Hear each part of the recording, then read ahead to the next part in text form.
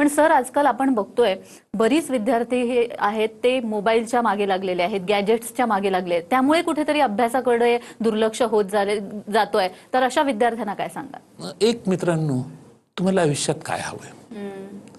तुम्हाला जर आयुष्यात जे मिळालंय त्यात समाधान मानायचं असेल तर मग तुम्हाला काहीच मिळणार नाही.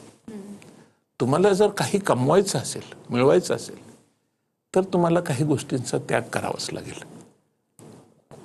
आणि हा त्याग हा आम्ही विद्यार्थ्यांना शिकवतो की मोबाईलपासून दूर राहा. मोबाईलचा कमीत कमी वापर, गरजेपुरताच वापर, पण मोबाईलपासून दूर राहा. फार दूर राहू शकत नाहीत मान्य आहे, थोडाफार वापर करा. आमच्या रेसिडेन्शियल कॅम्पसमध्ये विद्यार्थी मोबाईल वापरतच नाही.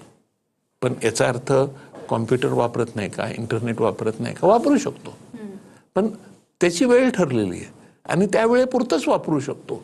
दिवसभर मोबाईलवर पाहत बसलाय, काहीतरी रील्स पाहत बसलाय, यातून काय मिळणार आहे? काय मिळणार नाही, बरोबर. त्याच्यामुळं विद्यार्थ्यांनी स्वतःला मोबाईलपासून दूर ठेवलं पाहिजे.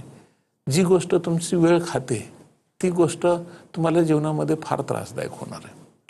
आणि म्हणून चाटे रेसिडेन्शियल कॅम्पसमध्ये आम्ही मोबाईलचा वापर करू देत नाही. इंटरनेट आहे, इंटरनेट वापरू शकता. अगदी बोलण्याचा सुद्धा वेळ ठरवलेला आहे आम्ही की त्या वेळेतच तुम्ही बोलू शकता, बाकी तुम्ही बोलू नका.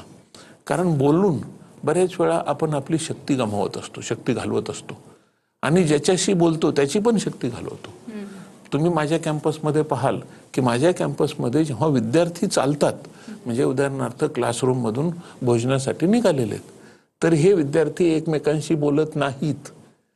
तुम्ही माझ्या कॅम्पसमध्ये येऊन पहा, विद्यार्थी जेव्हा जेवण करत असतात तेव्हा ते एकमेकांशी बोलत नाहीत. प्रत्येकजण आपापल्या विचारात असतो, प्रत्येकजण आपापल्या काय करायचंय याच्यात असतो आणि त्याचा त्याला फायदा होतो.